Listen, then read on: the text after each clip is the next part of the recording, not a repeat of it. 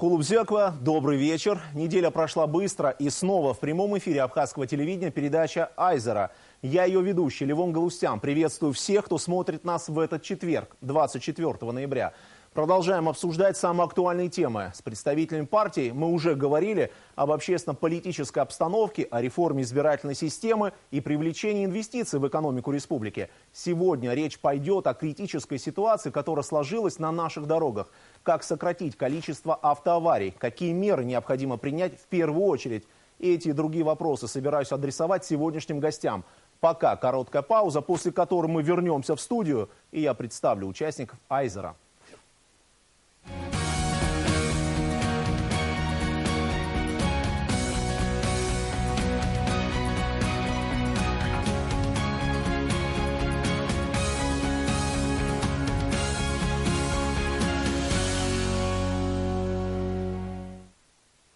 Это передача «Айзера». Напомню, что работаем мы в прямом эфире.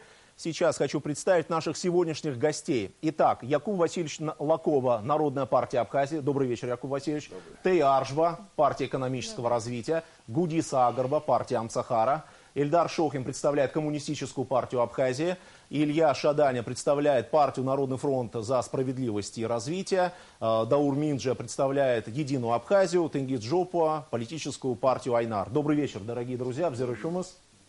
Хочу напомнить и объяснить нашим телезрителям, что пустующее кресло сегодня в нашей студии означает, что представитель партии Форум Народного единства не смог явиться на прямой эфир. Предлагаю начать наш разговор. Предлагаю это сделать с представителя партии Амцахара, потому что буквально на этой неделе, Гудиса, ваша организация выступила со специальным заявлением по ситуации на дорогах. Возможно, не все его читали и знакомы с ним. Хотелось бы, чтобы вы вкратце назвали меры, которые предлагает Амцахара для исправления ситуации на дорогах. Добрый вечер, дорогие друзья. Добрый вечер, уважаемые телезрители. Сегодня проблема, которую мы обсуждаем, она, безусловно, актуальна. И то, что происходит у нас в республике, то, что происходит у нас на дорогах, эта ситуация уже достигла своего пика. И эту ситуацию нельзя назвать иначе, как очень критической. Исходя из этого, политическая партия Амцахара сделала заявление, в котором выражает свою крайнюю обеспокоенность сложившейся ситуации и призывает всю общественность обратить внимание на эту проблему. В то же время хотелось бы коротко сказать о самой проблеме и о нашем видении путей решения сложившейся ситуации. Дело в том, что мы очень много и долго рассуждали об этой проблеме на разных уровнях. Мы прекрасно помним, как начиная от Совета старейшин, молодежных организаций, различных общественных объединений и правительственных структур, проводили большие республиканского масштаба акции, озвучивали эту проблему. Но цель озвучивания этих проблем – это была демонстрация общественности своей обеспокоенности этой ситуации. То есть мы хотели этим самым обратить внимание на эту проблему. Кстати, я хочу сказать, Гудиса, извините, что мне понравился посыл, который содержался в этом заявлении, что необходима координация и власти, и оппозиции для изменения сложившейся ситуации. Безусловно. Потому что есть вещи, где политические баталии не совсем уместны. Да, Иван, это, безусловно, это наша позиция. Позиция Амцахары в том, чтобы этот вопрос не рассматривать с точки зрения оппозиционной борьбы. Оппозиция, она будет всегда, во всех времена была оппозиция. Мы говорим правду о действующей власти. Но в данном вопросе эта проблема наша общая. Если быть до конца откровенными, мы помним времена, когда при Сергее Васильевиче говорили, он сделал дорогу от Сухума до Псов и увеличились количество ДТП. В данном случае наша позиция совершенно иная. Мы видим, что делают в нескольких селах, сделаны дороги. Вот я недавно, допустим, лично я был недавно был в селе Пакващ Ачимчирского района. Там сделана дорога. О качестве этой дороги говорить, сейчас давать оценку мы не будем, но дорога есть. Это хорошая дорога для того, чтобы ее использовать для одностороннего движения. Для двухстороннего движения она немного узковата, это сложно. Но мы не даем оценку самой дороге, мы говорим о том, что это хорошо.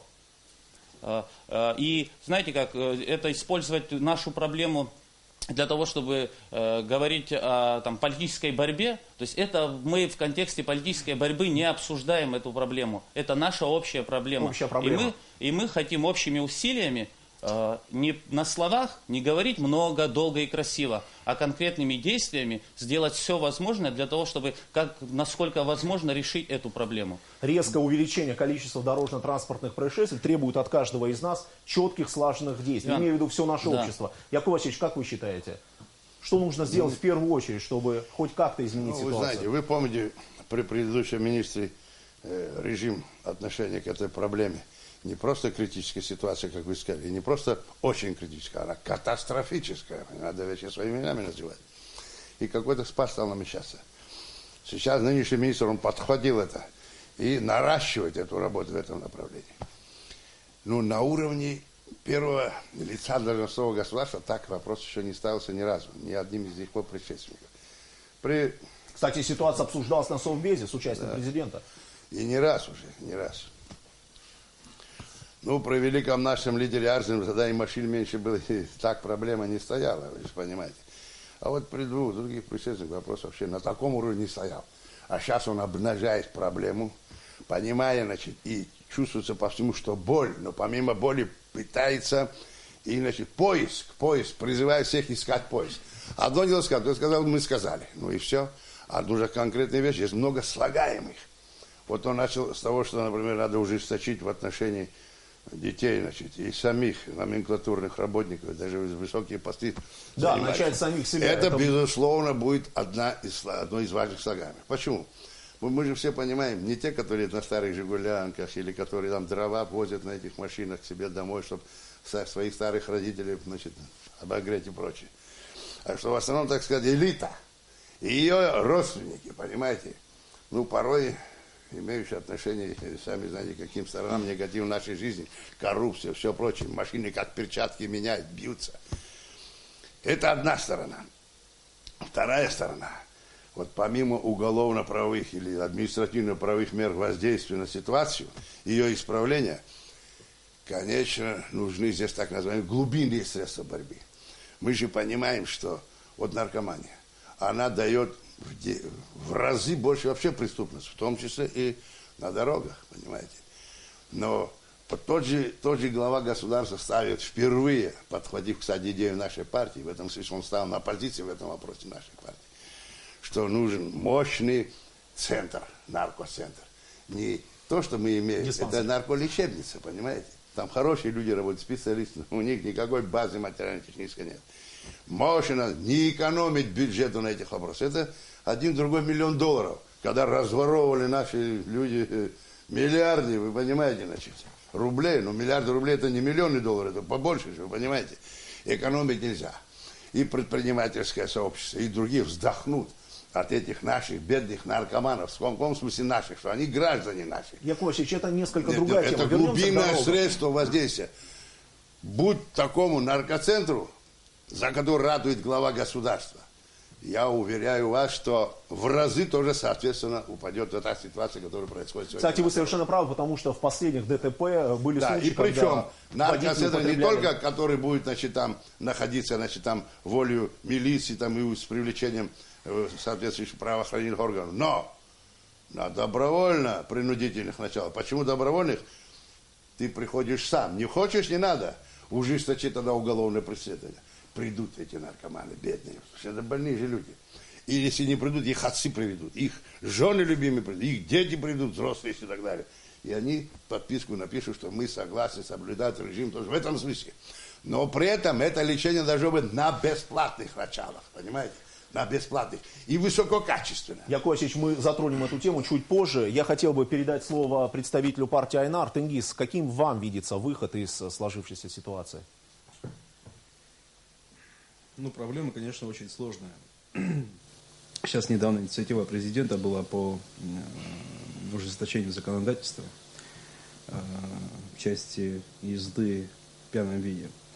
Если вы помните, в 2013 году... Кстати, хочу напомнить телезрителям, что предлагается нынешний штраф в размере 12 тысяч рублей довести до 20 тысяч рублей и лишать водительского удостоверения сроком на 3 года. Вы об этом имеете в виду? Да, и в случае повторного там, по-моему, предусмотрена уголовная ответственность в течение календарного года, если совершает аналогичное правонарушение.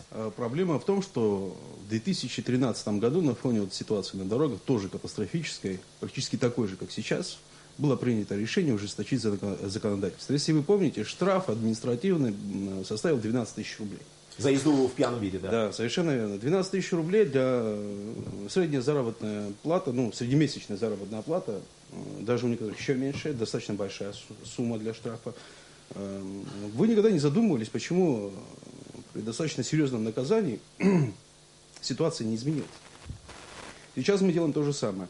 Мы мало того, что ужесточили штраф, плюс дополнительно мы еще криминализировали деяния. Я вообще не сторонник криминализации. Я считаю, что в современных условиях рыночной экономики лучше применять экономические меры давления в виде штрафов, а не уголовной ответственности. К тому же там уголовной ответственности как таковой не будет. Там чаще всего суды будут принимать решения об условном сроке.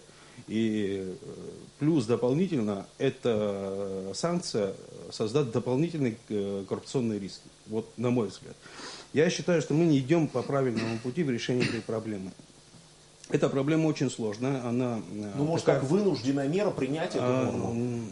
Действительно катастрофическая ситуация, как Яков Васильевич сказал. Я согласен, что ситуация очень сложная. Но проблема сама тоже, она достаточно сложная, многоуровневая, она многофакторная. Мы все время идем в одном направлении. Понимаете? Мы пытаемся изменить один фактор, который тоже, конечно, оказывает достаточно серьезное влияние на возникновение и развитие этой проблемы, но существует еще масса других факторов, которые остаются без изменений. У нас основная проблема, самая главная проблема, кто у нас разбивается на дорогах? У нас разбиваются на дорогах люди от 20 до 35 лет. Это молодежь. Почему у нас разбивается на дорогах молодежь? Потому что, как Якуб Васильевич правильно сказал, многие из них наркозависимые, некоторые из них страдают алкоголизмом, у многих из них сложное социально-экономическое положение, нет работы.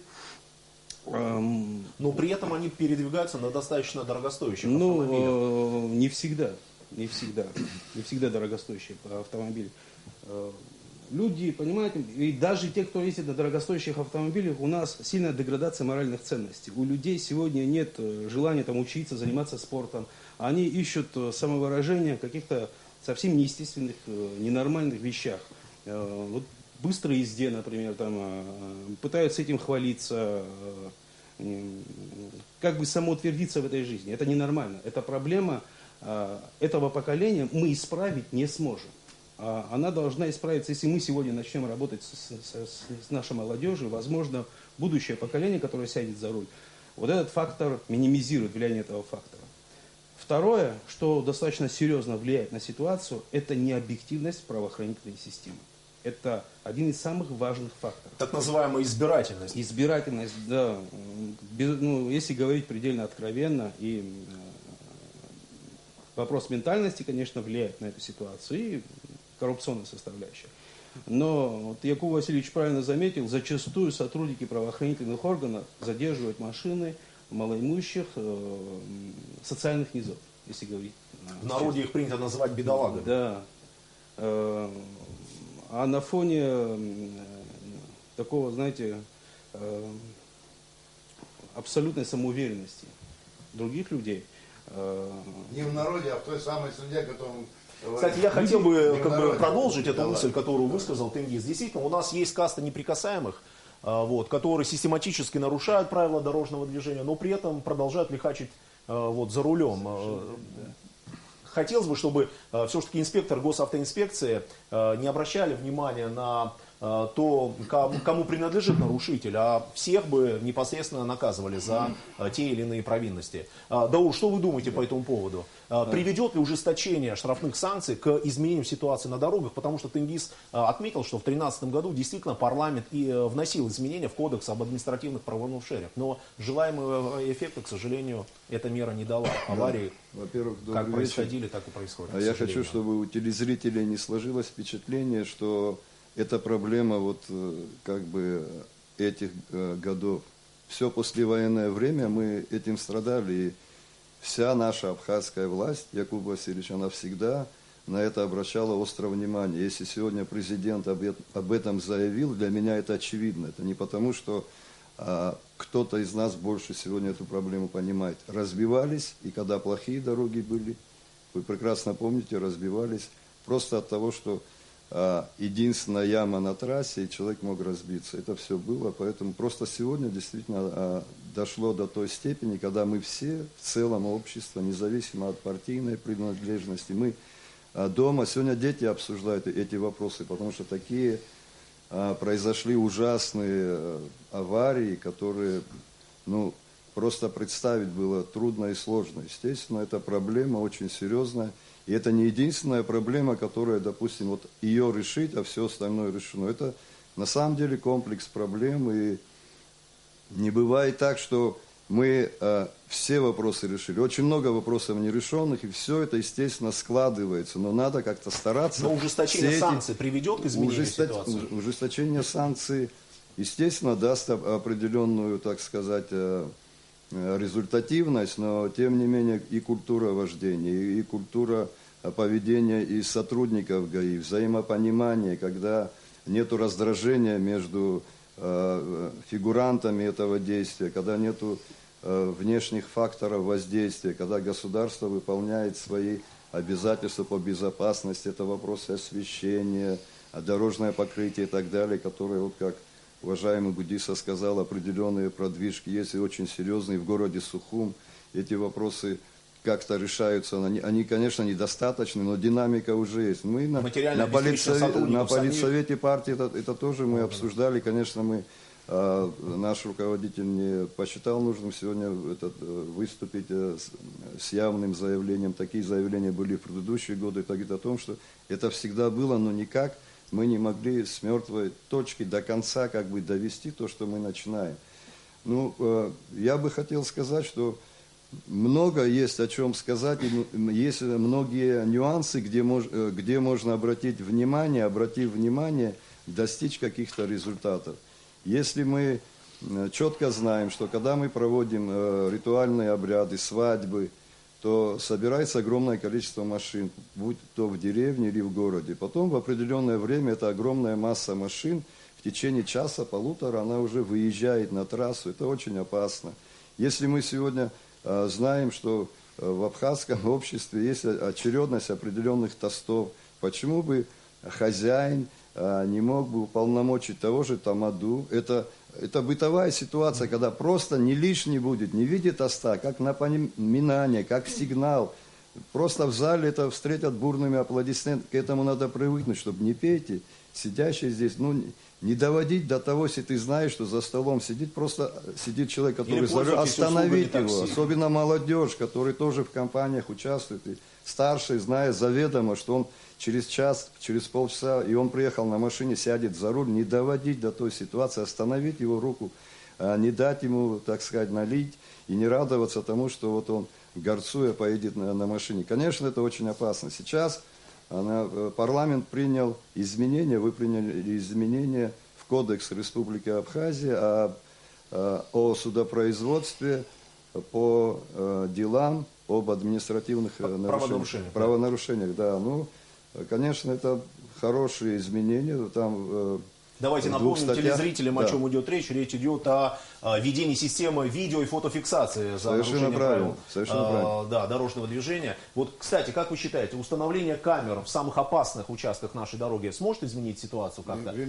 Ильдара, спрошу коммунистическую партию, потому что они еще не высказывались. Добрый вечер. Вы знаете, как палка двух концов. Где-то она может и улучшить ситуацию, а где-то она может и ничего не сделает. Захотел, прислал, как говорится, письмо счастья, захотел, не прислал письмо счастья. Это уже все будет зависеть уже от...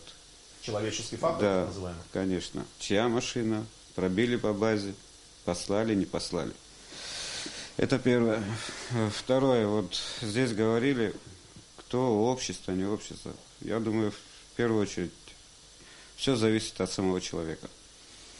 Тот, кто за рулем. Если он сам себя внутри не поменяет, если он сам себе не скажет «стоп», то ничего нельзя изменить. А так, мне трудно высказать. Что-то я сам за рулем, сам еду, сам детей вожу. Стараюсь как-то не нарушать. Вот Якуб Васильевич в самом начале нашего разговора сказал, давайте начнем с самих себя. Если можно, я хотел бы у вас спросить, сразу хочу попросить прощения, может быть, этот вопрос покажется неэтичным. Лично вы все автовладельцы, автолюбители, скажите, приходилось садиться кроме вас, Якуб Васильевич, приходилось садиться за руль в пьяном виде? Илья, что вы скажете? Бывало? Еще раз хотел бы поприветствовать всех присутствующих, господин ведущий, уважаемые телезрители. Хотелось бы отметить, что та тема, которую мы с вами сегодня обсуждаем, действительно на протяжении многих лет является актуальной в нашем обществе. Мы прекрасно понимаем, что проблемы с ДТП носят характер национального бедствия.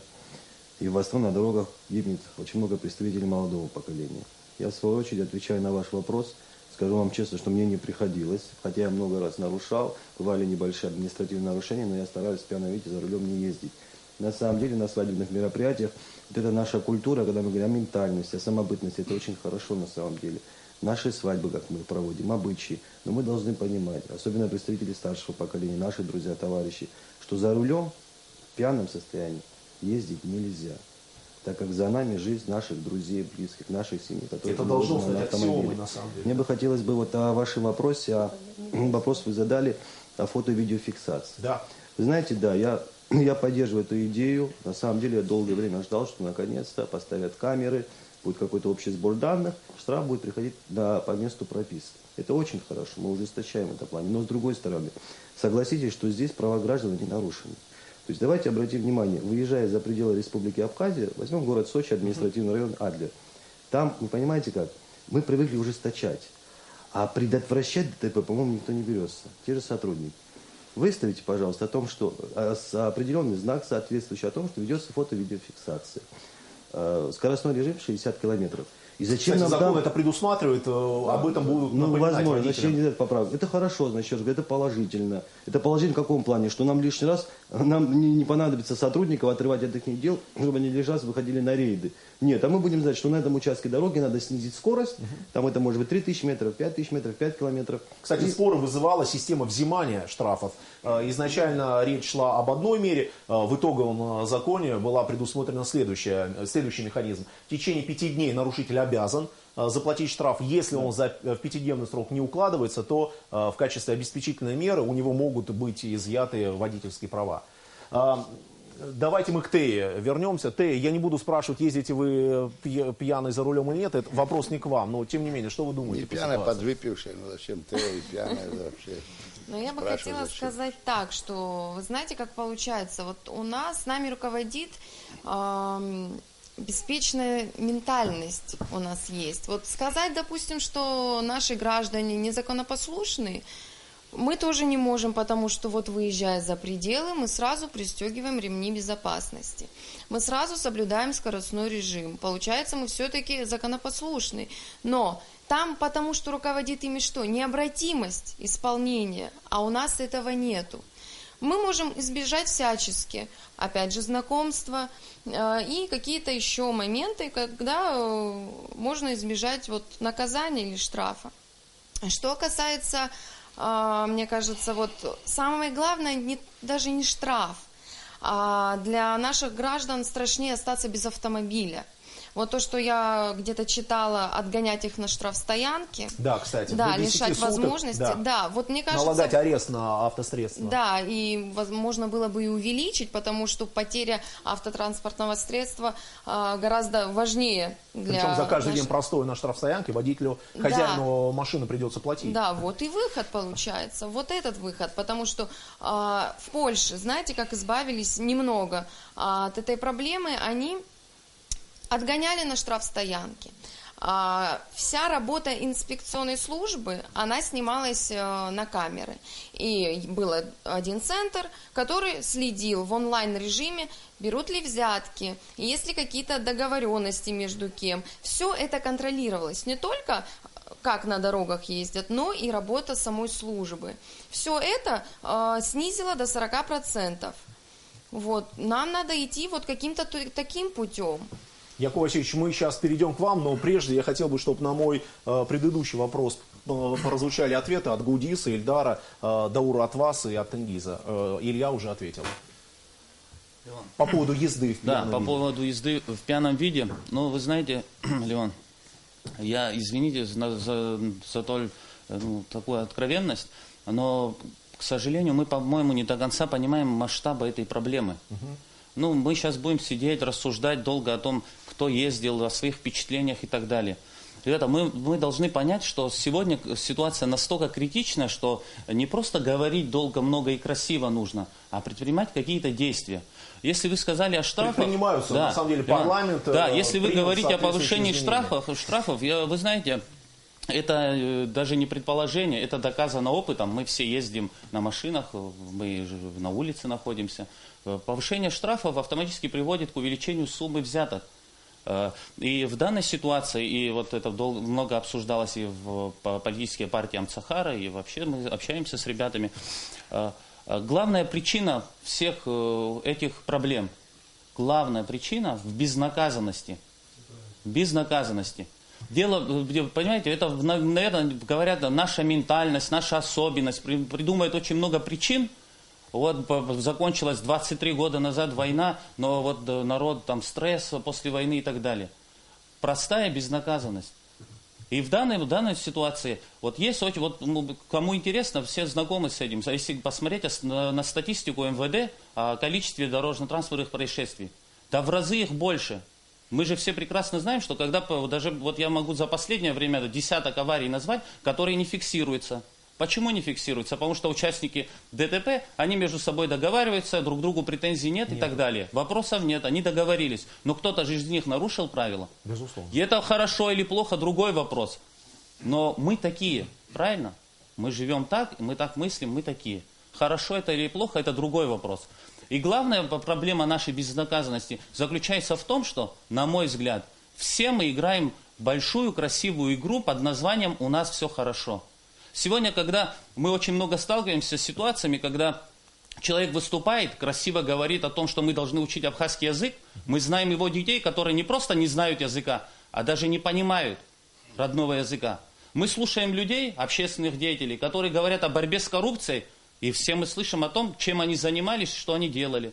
Мы очень много слышим общественных деятелей, которые говорят о том, что нужно бороться с наркоманией, как это делать и так далее. Мы знаем его родственников, которые этим занимаются. И проблема в том, что даже если мы возвращаемся к проблеме ДТП, мы приходим к тому, что у нас очень многие украшают то, что невозможно украсить. Сегодня, когда молодой человек, несовершеннолетний, садится за руль и происходит беда, отец его говорит, мы с этим сталкивались, ничего, не переживай, не нервничай, у тебя стресс, ты хороший мальчик. Так отцу этого хорошего мальчика нужно говорить, твой мальчик нехороший мальчик. Вот в чем у нас проблема. Нужно говорить правду людям. И наша инициатива... Но вы готовы это сказать по отношению к своим родственникам, мы готовы это сказать. Лично вы. Я готов это сказать. Лично я неоднократно. Вот друзья мои вместе со своими друзьями. Когда едут молодые люди по дороге. Мы все быстро умеем ездить. Мы догоняли и останавливали их. И говорили, дружище, ты быстро едешь, вот эту, видишь эту дорогу? По этой дороге ходят наши дети. Дороже наших детей у нас нет ничего. Все, что мы делаем для них и ради них. И ты, как ты хочешь, ты тут ездить не будешь. Ты будешь ездить тихо и спокойно, соблюдая правила дорожного движения. Спасибо. Почему? Потому что если что-то произойдет, тебе не помогут ни друзья, ни родные. Они не украсят то, что невозможно украсить. И тебе, может, даже и милиция не поможет. И вот с этим партия Амцахара, вот мы выступаем, обращаемся к представителям общественных объединений, политических партий, вне зависимости от взглядов. Давайте объединимся и сделаем одну хорошую площадку, гражданский контроль. Вне зависимости, вот мы объединимся и просто будем работать. Давайте обговорим механизмы работы этой площадки. То есть и будем просто выходить. Госавтоинспекции участвовать в рейдах. Сегодня мы не в том положении, чтобы кого-то стесняться или чего-то бояться. Нужно говорить правду. Но правду этим людям, которые нарушают правила движения, нужно говорить не для того, чтобы их оскорбить или их обидеть, Конечно. а для того, чтобы они чувствовали ответственность и понимали, что безнаказанности не будет. Спасибо за эту позицию. Яков Васильевич, в качестве одной из мер обсуждается возможность запрета выезда за пределы нашей республики тем лицам, которые не уплатили штраф. Как вы считаете? Конечно, но это лишь одна из мер. Вот здесь, понимаете, одни другие говорят, одни другого дополняя. Комплекс мер. И вот власть сегодня ставит вопрос, что системный подход должен. Все правильно, и штрафы нужны. И в определенном случае уголовное преследование. Ну не сразу, но второй раз нарушил, третий раз нарушил. В течение года уголовное. Отбирание прав на полгода, на год, на 2, на 3. И то, о чем вы сейчас говорите. И дорожные знаки, которых порой нет пока еще. Вот, смотрите, едет машина, ну, установи 60 километров. Сказано было главой государства, а указателя нет. На всю республику один указатель. А почему не 21 должно быть? В городе вообще тоже, при въезде в город, тоже укажи. Понимаете? А потом там, где обгон можно, укажи, что обгон возможен. Указатель поставь, слушайте. Вообще многого недоработок у нас. У нас многие топонимы даже сейчас ушли. То, за что боролся наш народ, установили все. Сейчас едешь, нет абхазского названия. Или вообще никакого названия возьмет. Хизырта, это древняя речушка, золото вымывающая. Страбон о ней писал. Нет там, значит. Потом что? Вы поймите правильно. Комплекс мер обязательно. Потом, значит, вот стали наращивать, сейчас министр, в некоторых местах пропали эти полицейские, наращивать. Потом видео обязательно нужно. Потом надо чистить, конечно, это самое, сотрудников проверять. Есть специальная служба безопасности внутренняя есть. И она работает, кстати. Вы же помните, как некоторых уволили, некоторых под ярмо уголовного закона. Вы же это все. То есть это есть. Надо помогать. Надо всем миром. Вот об этом идет речь. Определенное мероприятие сегодня тоже было проведено. Для чего?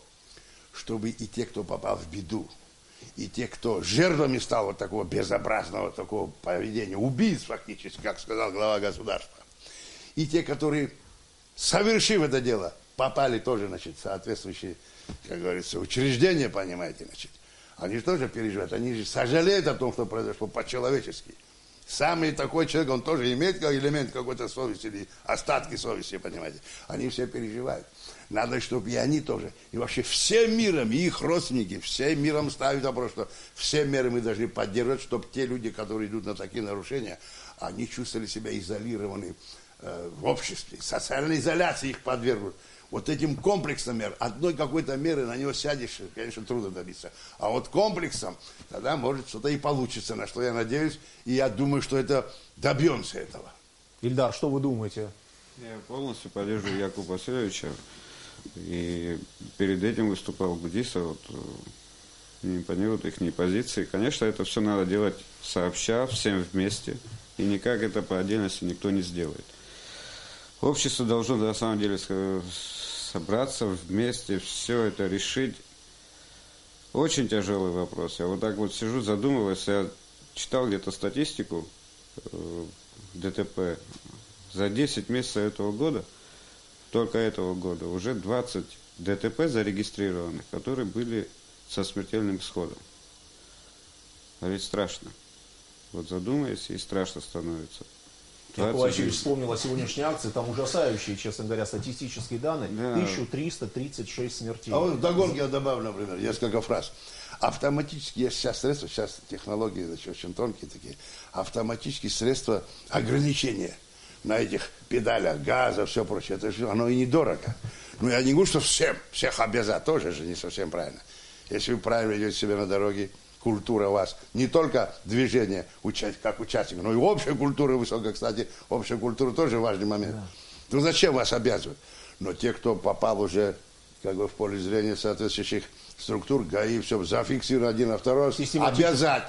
А если нет, штраф. Если нет, 2-3 раза, тогда и уголовное преследование, понимаете, тоже. И никто не будет обижен, конечно. Никто не будет недоволен государством своим родным абхазским, как и тот наркоман, который сам придет, а не так его проведу и бесплатно буду лечить на высоком уровне, европейском, международном. Он не будет, в случае, если он нарушит и опять-таки попадет в соответствующее учреждение СИЗО и прочее, он не будет обижен на свое государство, он будет на себя обижен только, понимаете? Это тоже фактор. А ведь как бывает, ну раз выходит и со злобой опять на милицию, на полицию, на все, что хотите.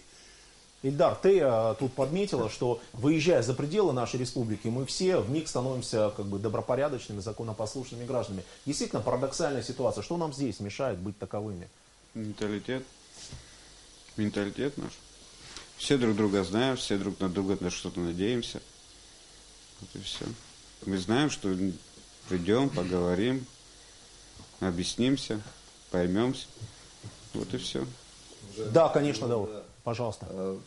Вот эти изменения, внесенные законодательным собранием, которые еще не подписаны президентом, я думаю, они, естественно, будут подписаны обязательно, я в этом уверен, президентом, они как раз исключают человеческий фактор, вот о чем мы говорили, когда сотруднику милиции невозможно будет ни позвонить, ни какое-то воздействие другое, родственного или служебного характера произвести по той причине, что это уже электронная версия, переведенная на бумагу, постановление, и он может спокойной душой ответить, что я не могу ничего сделать. Уже надо наших людей потихоньку к этому приучать. Еще что я хочу сказать, помимо кнута нужен и пряник тоже. Вообще, вот вы, ваши коллеги и мы, партийные организации, мы об этом тоже говорили, мы должны какие-то акции, вот, которая была, аналогичные, поощрительные акции проводить. Я вам расскажу маленький пример. Я на той неделе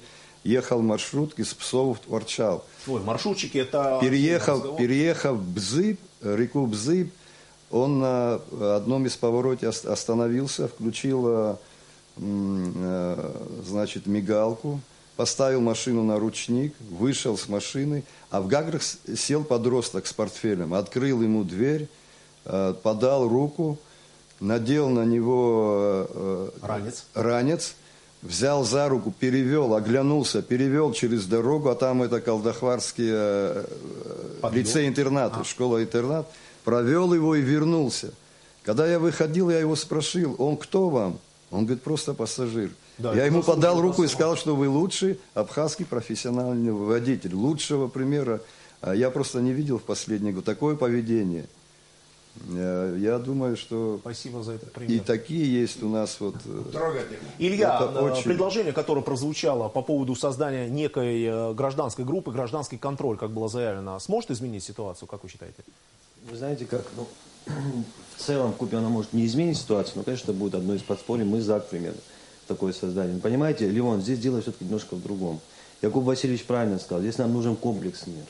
То есть, моя личная точка зрения, в первую очередь, каждый из нас должен начать с самих себя. То есть, сев за руль, ты должен осознавать, что ты являешься участником дорожного движения. И должен знать и следовать правилам дорожного движения. Где нас учат правилам дорожного движения? В автошколе. Давайте начнем с этого, давайте начнем снизу. То есть, я считаю, что надо усилить контроль государства над автошколами. И мы прекрасно знаем, многие из нас прекрасно знают, как у нас проходит сдача экзаменов. Например, пусть как в Финляндии, там 4-5 раз проводятся экзамены. Надо знать теорию, практику вождения, выезжать неоднократно на дорогу. Но повышать уровень профессионализма водителей, это очень важно. Теперь, я общался с некоторыми директорами автошкол. Парадоксальная ситуация. У нас в республике нет ни одного профессионального автодрома, где можно вести подготовку, кстати. Все правильно, я тоже, кстати, слышал об этом. И далее, в купе, мы здесь говорили о безнаказанности. Давайте будем открытыми. Мы говорим сейчас о коррумпирующей составляющей наших сотрудников, которые работают. Я не говорю обо всех, но тем не менее. Их можно понять. Низкий уровень заработной платы. 8-10 тысяч. Согласитесь, на эти деньги можно прокормить свою семью? Я думаю, что нет. Но это правоохранительные структуры, лицо нашего государства. Должны знать для начала те же сотрудники закона, понимаете? Мы должны брать с кого-то пример. С кого? Давайте брать его сотрудников. После того, как они будут знать законы, будут работать по этим законам и не делить, как вы до этого уже говорили, на разные слои в обществе. Этого не должно быть. Где понимание? Ты на дорогом автомобиле едешь или на дешевом «Жигули»? Часто мы все с этим сталкиваемся. Не хочешь нарушать. 50-60 километров какие-то пункты ты проезжаешь. Проезжаешь пост ГАИ. У нас с вами стационарных постов ГАИ, слава богу, достаточно в разных районах. И наблюдаешь картину, как навстречу мчится дорогой автомобиль, скорее всего, с высокопоставленным чиновником, возможно, его сын и так далее. И он пролетает мимо этого поста. И поверьте мне, инспектор опускает глаза. Я уверен, что он, возможно, бы остановил его. Но он знает, что сверху поступит указ, он вынужден будет его отпустить. Надо же нам с этим бороться. Давайте начнем все-таки бороться с коррупцией, наводить порядок, проводить реформы в структурах. Мы должны начать с этого, понимаете? Вкупе все проблемы надо решать.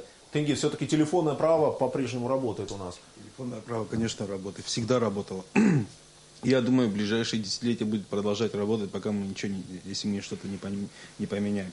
Что касается вот этих камер, я хотел сказать,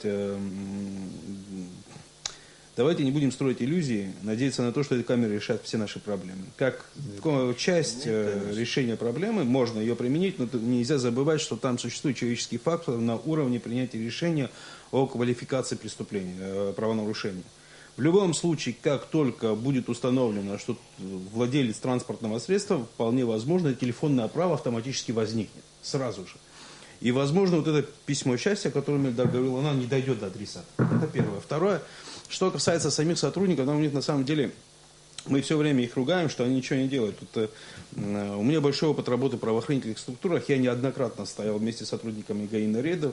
Нужно понимать, что у этих людей тоже работа сложная. Да, при том уровне заработной платы, на котором они находятся, они 24 часа стоят на этой трассе. Не в дождь, и в дождь, и в непогоду. Не стоит забывать тоже, с каким контингентом порой им приходится работать. Потому что выслушивать часами монолог, если только монолог, а потом и доходит до оскорбления. Да, до оскорбления доходит. Вина общества заключается в том, что мы обсуждаем эту ситуацию вот здесь. Но как только ситуация возникает с нашим родственником, допустим, кого-то отобрали права, вот нам начинают звонить, да, или мы начинаем звонить, или мы приезжаем. Если бы общество не вмешивалось бы в работу правоохранительной системы, это уже было бы замечательно. Вместе с ними проводить рейды, стоять там все политические организации, это у нас не получится, это невозможно, это не наша работа. Мы можем один раз приехать, 2 раза приехать, но оперативно-профилактические мероприятия органы ГАИ проводят ежесуточно, это не получится. Еще один момент относительно заработной платы.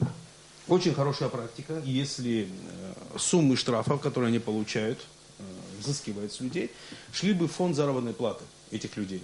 Определенный процент, не вся сумма.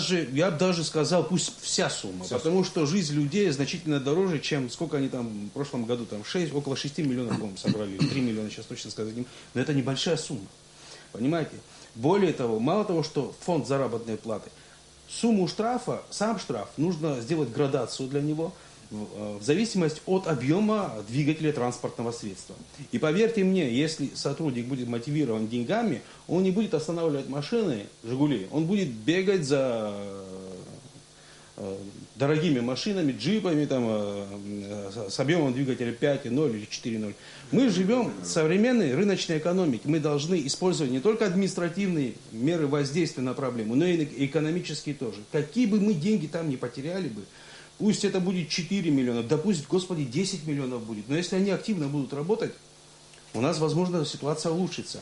У нас часть вот этой элиты, неприкасаемых, они портят весь фон.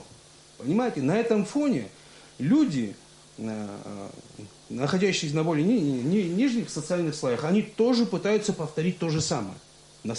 Если там будет наведен порядок, здесь внизу тоже люди успокоятся.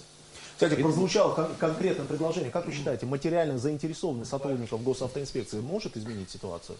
Я уверена, что да, потому что, допустим, опять же пример Польши. Я могу говорить и говорить о Польше, потому что все-таки они выкарабкались там. Там есть еще один такой интересный момент, который... Вы специально-то изучали пример Польши? Нет, это на самом деле, я скажу то, что говорили, да, гражданская инициатива должна быть. Наша партия один раз уезжала на рейды. Я сама была, на повороте, на новом районе. Я стояла сама, да. Честно говоря, никакого эффекта абсолютно. Первые полчаса, да, сотрудники ГАИ как-то работали, они и джип останавливали, и другие иномарки, но через полчаса это все спало. Никакого эффекта на самом деле нету. Кто бы там ни стоял, там и дети стояли, и мы взрослые стояли. Нет эффекта. И это было где-то 3-4 года назад, и тогда я изучала, как в других странах обстоят. Как в других странах. Мне понравилась Польша. Самое интересное, что они подняли уровень зарплат, потому что у них тоже система взяток была, потому повсюду камеры стоят, контроль, следили за этой службой. Но самое интересное, что говорят, да, между собой договорятся все равно как-то. Вот у нас, конечно, это неприемлемо, но у них очень сильно сыграло большую роль то, что у них ввели систему доносов. Вот, у нас это невозможно между сотрудниками. Кто что сделал. Конечно, у нас это невозможно, но как пример, вот это все повлияло. Поэтому камеры, мне кажется, конечно, не нужны, но нужны не только на дорогах, но и вот, как это называется? Нет, ну вот... Патрульные машины имеете в виду? Нет, я забыла. Вот где стоят... стационарные посты. Да, вот там же. ДПС.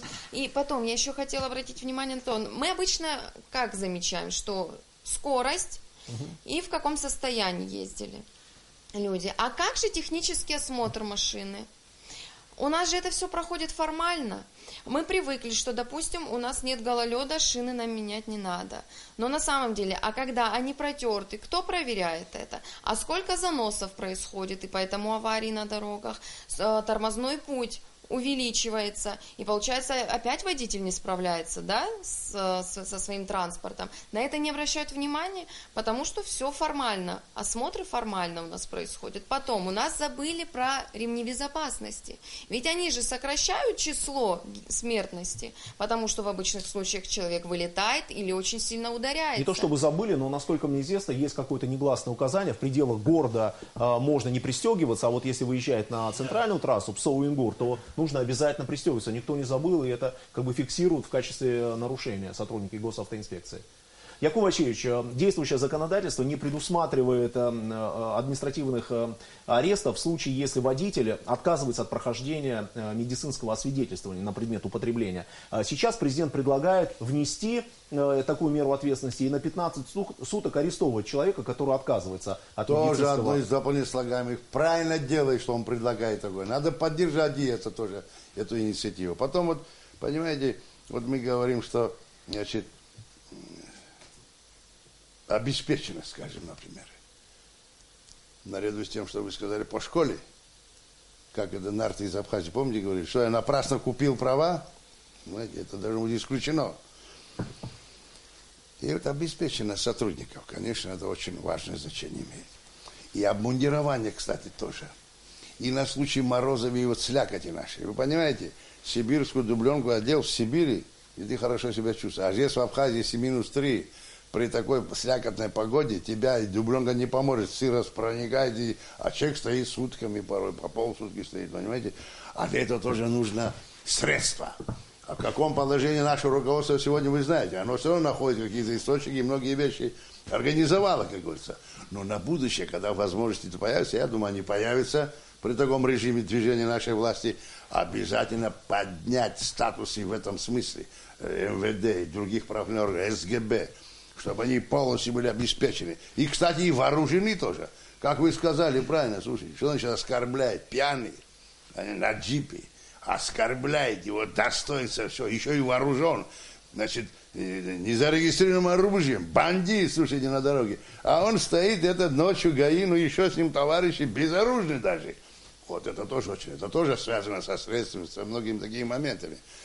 Так что, опять-таки, комплекс. И всем миром, вот, если кто-то, как сегмент какой-то политический, не участвует, это тоже показатель, понимаете, потому что это действительно катастрофа.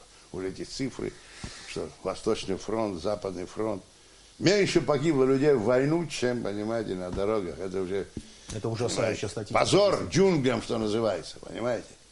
Мы говорим, что мы виноваты сами, но мы сами тоже разные. Кто-то больше, кто-то меньше, а кто-то очень виноват. Надо поставить вопрос, чтобы они действительно тише воды, ниже травы себя чувствовали эти люди, понимаете. Но это сразу этого не достигнешь. Надо им самим тоже помочь, как говорится. Наркоману тому же самому, гражданину. А он, может, сын героя погибшего. Вот стал в силу целого ряда обстоятельств, понимаете. Вот он наркоман. Он сам себе предоставлен. А он же ждет помощи от своего государства.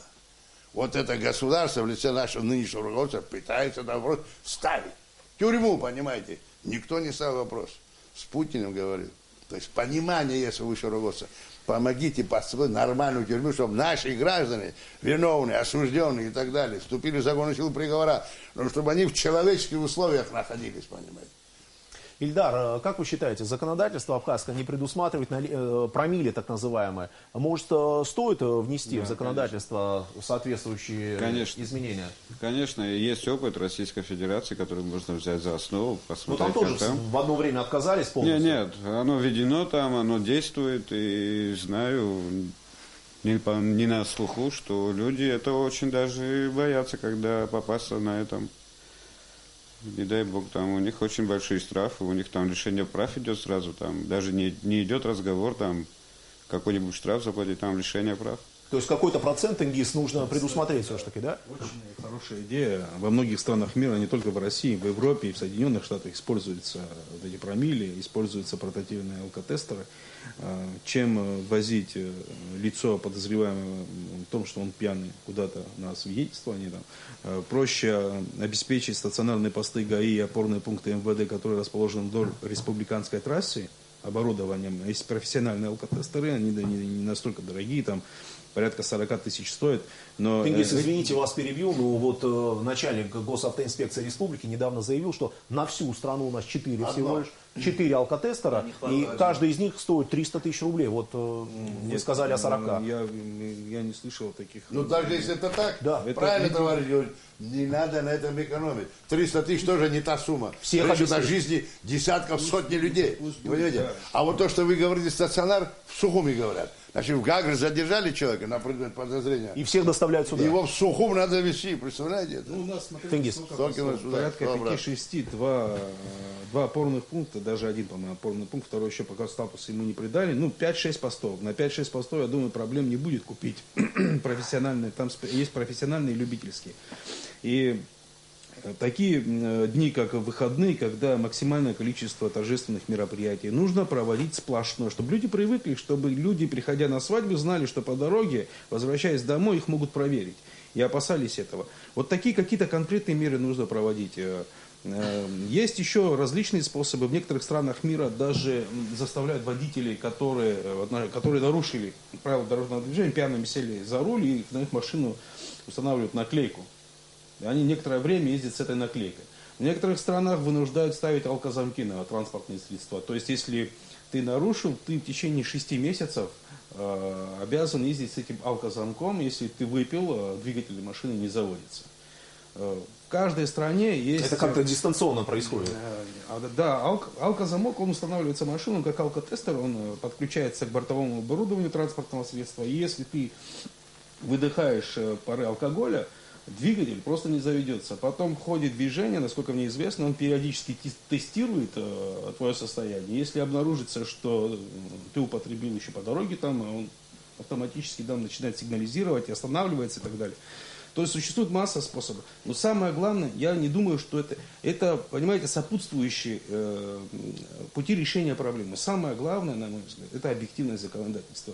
Это если наша правоохранительная система начнет очень жестко, не избирательно, а вот сплошную проверку. Одно время у нас это происходило, это серьезно повлияло на настроение многих водителей. Я очень хорошо знаю, в моем кругу многие перестали вообще пить. Это очень полезная вещь. Люди на свадьбах не пили.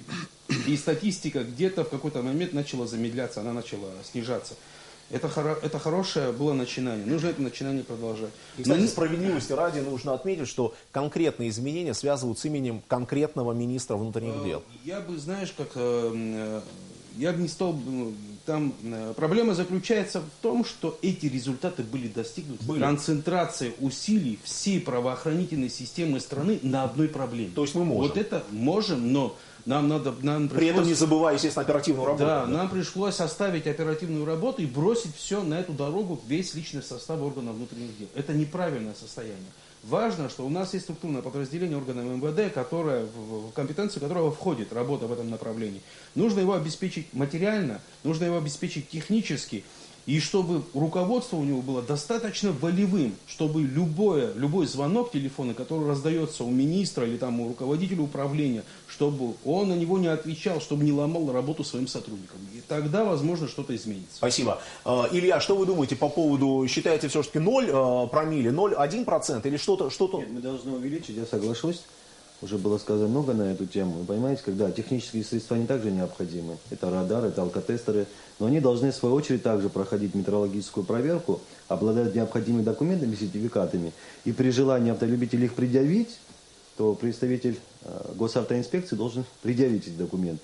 Мне все-таки еще раз хотелось бы ответить, я не имел такой возможности, касаемо заработной платы. Я предлагал ее повесить фиксально, то есть в 6-7 раз. Зафиксировать среднюю заработную плату в пределах 30-40 тысяч. Но, к примеру, какую-то процентную ставку, понимаете как, из тех штрафов, которые он будет выписывать, но это может превратиться в охоту на дорогах. Давайте мы поговорим о другом. Еще раз, законы должны работать. А те же самые рейды, которые проходят, согласитесь со мной, обратите внимание на картину на дорогах. Центральное шоссе, Псово, Ингур. Рейды идут перед поворотом, после поворота. Понимаете, на спуске, на подъеме. Этого не должно быть. И те же знаки, о которых говорил Якуб Васильевич, он правильно говорит, надо выставить знаки. Мы должны понимать, где, с каким ограничением мы имеем возможность передвигаться. С другой стороны, разве это норма, когда по всей трассе знаки в 50-60 километров? Это не будет охотой на автолюбителей? Невозможно с этой скоростью ездить. Лимон, давайте согласимся. Я считаю, что в определенных трасса проходит вдоль населенных пунктов, да, и при этом... как знаков нету соответствующих. Мы не можем понять. Хотя есть участки, где действительно можно. Когда инспектор ГАИ нас останавливает и предъявляет нам на словах, правда, наши нарушения, часто бывает, что фото-видеосъемки просто не ведется, то мы не можем ему доказать, что мы передвигались со скоростью в 70-80 километров. И сами знаем, либо протокол выписывается, штраф и так далее. То есть это будет просто переходить в охоту на автолюбителей. Это неправильно. Мы не должны так себя вести. Я считаю, что такого не должно быть. Да, я хотел бы... Да, пожалуйста. Да. Илья, вы закончили? Да, я просто хотел бы продлить буквально несколько слов. Мы говорили с вами о статистике в среднем, да, мировой. К примеру, в Турции, что касается коррумпированных сотрудников, там уже был досумевший скандал, вы знаете, примерно 6-7 лет назад. Там действительно установили камеры. Именно камеры в милицейских машинах. То есть тем самым они снизили действительно коррумпированных сотрудников. Понимаете как? Еще раз хочу, чтобы моя точка зрения была вам понятна. Я не говорю о том, что все так плохо и все такие плохие, но мы должны все вкупе решать проблему. Но мы не так давно были свидетелями, когда сами... Действительно, выше руководящие чины, министр внутренний и так далее. Вся же работа зависит от руководителей, как они будут себя вести. Поэтому законы надо соблюдать. Как и со стороны автолюбителей, так и со стороны сотрудников. Это очень важно. Да, пожалуйста. Реплика. Заработная плата, безусловно, должна быть повышена. Желательно ее повысить, ибо отношение к своему делу не будет иметь соответствующего качества. Но ни в коем случае абсолютно не согласен с предыдущим коллегой, что это надо делать за счет штрафов. Ни в коем случае, ибо заработная плата это надо быть на бюджете у государства, а не на бюджете у водителя. В такую зависимость я бы категорически... Но при этом сами же водители являются налогоплательщиками. Естественно, налогоплательщиками, но не методом сбора за штрафов и их перераспределять на заработную плату. Это, конечно, недопустимо. Тенгиз, может, вы поясните, о чем Да, шла я речь? поясню. Вообще практика, когда суммы штрафов... Поощрение, да, согласен. Она существует, она долгое время существовала и в России, существует в некоторых ведомствах. Она полезна чем? Понимаете, сейчас система изменилась, в которой мы живем. Это не командно-административная система, здесь нет жестких директив. Мир изменился, мы живем в условиях рыночной экономики. Мы все прекрасно знаем, что сотрудники ГАИ не живут на 10 тысяч рублей. Они живут на те деньги, которые они, ну, по крайней мере, их семьи существуют на те деньги, которые ему удается заработать. Кто-то пытается, кто-то, может, и живет на заработок, но большинство, если говорить откровенно, они пользуются ситуацией. Наша задача, задача государства, эти деньги легализовать, понимаете? А деньги один из самых важных, что мотивирует человека.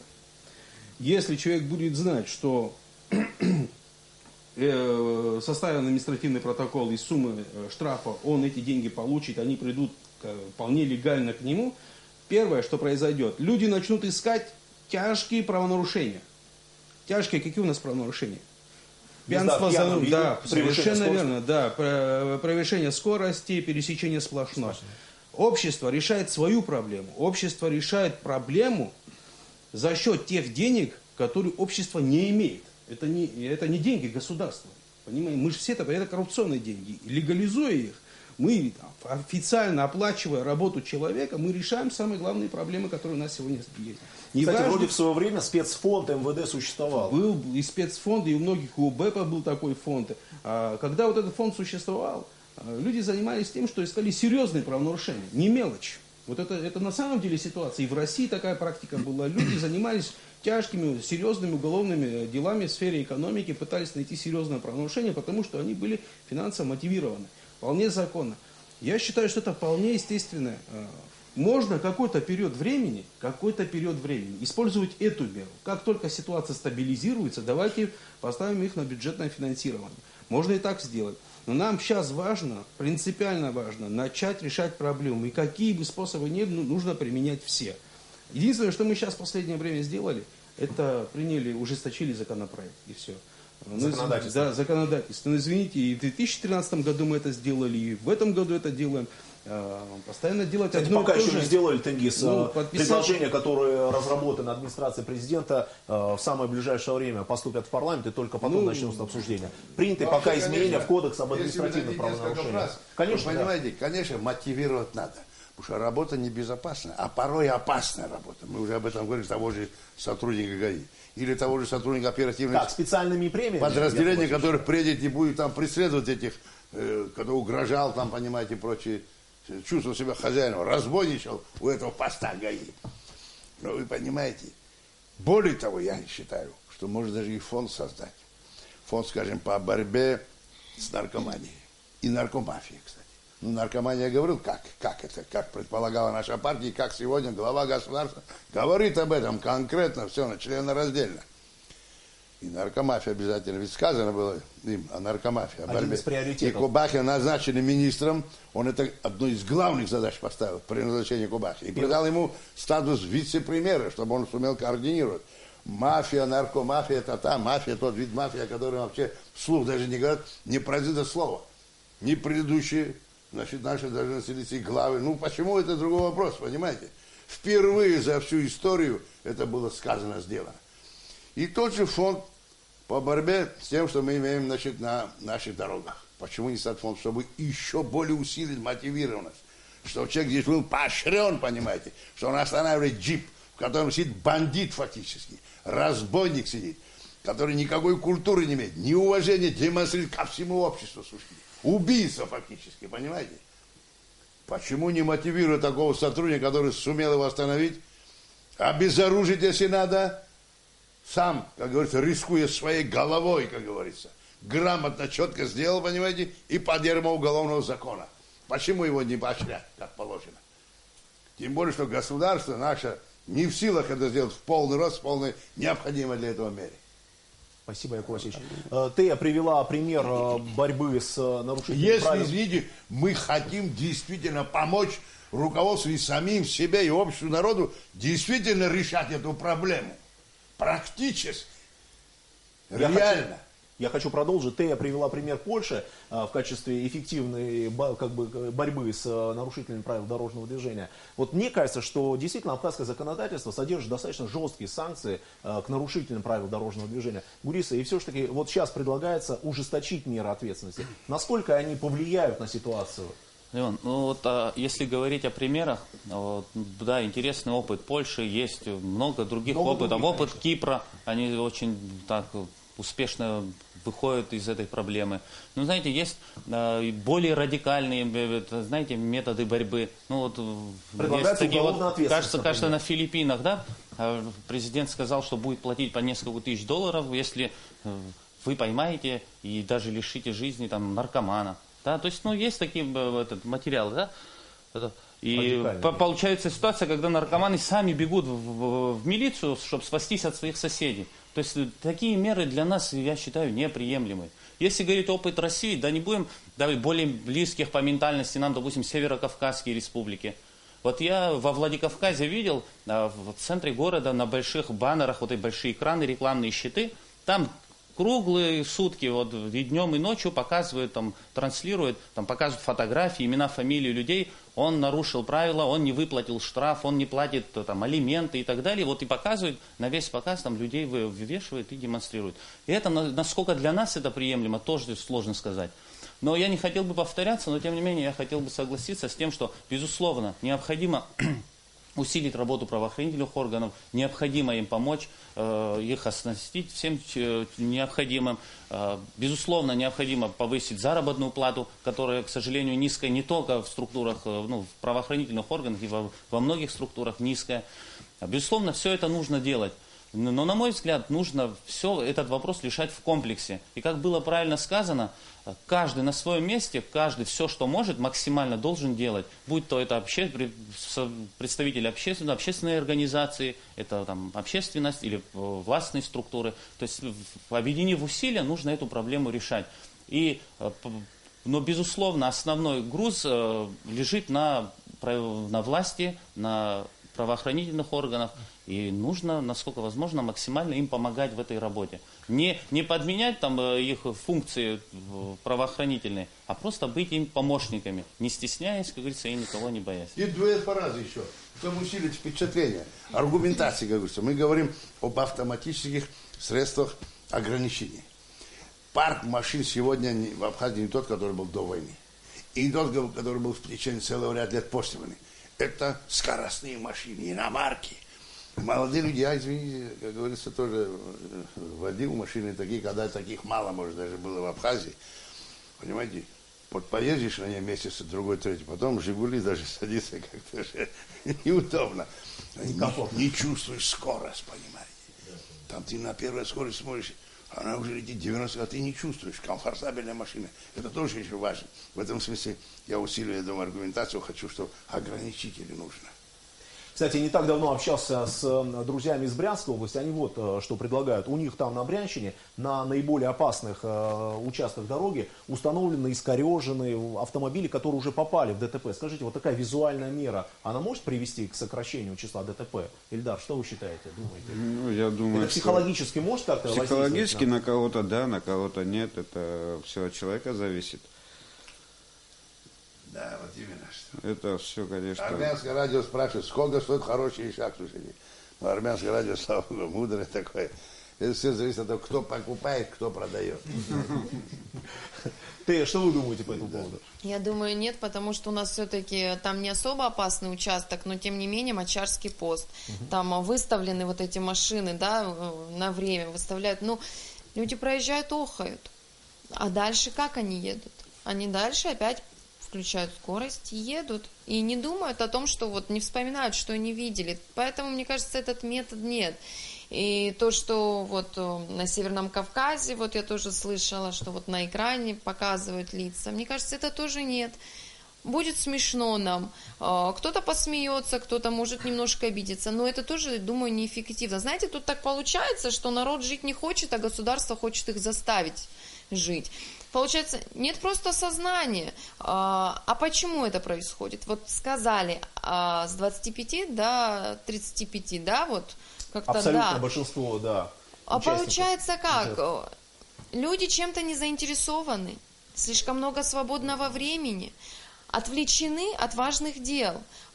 И много слишком проблем, которые не в состоянии решить, потому что из-за низкого уровня жизни, да, наличие иномарки, как мы обычно склоняемся к иномаркам, да, как будто вот у владельцев «Жигули», вот эти машины как-то не разбираются, не роскошь, да. Но тем не менее, все равно, это не роскошь, вот именно. И у этих людей много проблем, слишком много незанятых людей, и поэтому именно вот этот возрастной... Все поэтому. А мы их пытаемся раскачать, заставить. Но вот тут, может быть, проблему надо решать. То, что занятости у них нет. Есть что еще добавить к прозвучавшим мнениям? Может, кто-то хочет высказаться, потому что мы больше часа работаем в прямом эфире. Самое время закругляться. Я предложу подвести небольшие итоги, но, может быть, к тому, что сказала Тея, есть что добавить. Даур, вы хотели бы что-то высказаться? Ну, как сказал народный юморист Панджу Чачхали, все в этой жизни связано как ухо, горло, нос.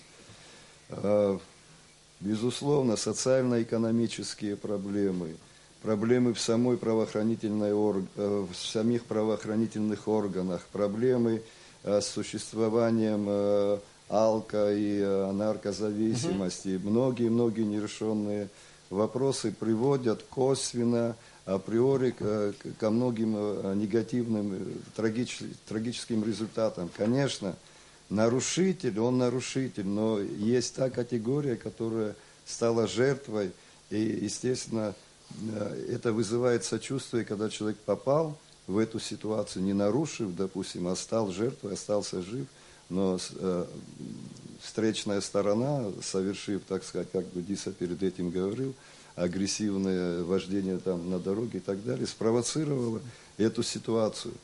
Мы не можем в комплексе все это исправить сразу, никто не застрахован, но тем не менее на каждом уровне, на каждой встрече, на каждой площадке мы должны об этом говорить, потому что дальше уже просто отступать некуда.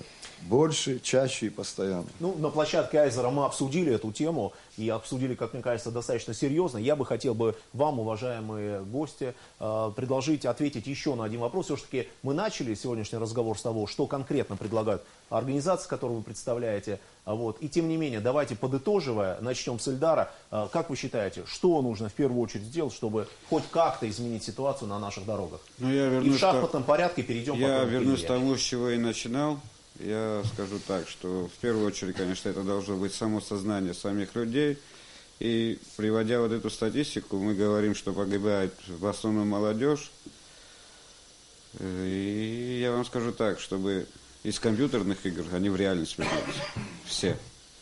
Потому что там, как дана нам возможность в компьютерах новую жизнь приобрести, здесь уже не приобретешь. Это была позиция представителя Коммунистической партии Абхазии. Илья Шаданя, Народный фронт. Я тоже говорил об этой позиции. В первую очередь нам необходима самосознательность, то, что мы делаем. Второе, это, безусловно, усилить контроль госорганов. Это победить коррумпированность, безнаказанность. Ведь одними ужесточениями тоже, вы знаете, есть какая-то норма. За эту норму переходить нельзя. А во всем остальном все вкупе надо просто решать проблемы. Спасибо большое. Будиса, пожалуйста. Я опять же хочу вернуться к тому, что было сказано. Безусловно, необходимо повысить качество работы правоохранительных структур, помочь им. Безусловно, нужно принять целый ряд других законодательных мер, увеличивающих ответственность за правонарушения. Но, тем не менее, пока все-таки вы сторонник ужесточения санкций. Да, конечно. Но при этом, на мой взгляд, необходимо привлечение максимального количества прогрессивной общественности страны для решения этой проблемы. Если общественность не осознает, что это очень опасная тенденция, что мы находимся в крайне критической ситуации, то ни правоохранительные органы самостоятельно, а мы, как говорится, неоднократно в этом убеждались, мы наблюдаем, что происходит, они не могут самостоятельно справиться, если общественность, вся прогрессивная общественность не станет в поддержку правоохранительным органам. К сожалению, на мой взгляд, будет сложно решить эту проблему. Это была позиция партии Амсахара. Пожалуйста, Даур.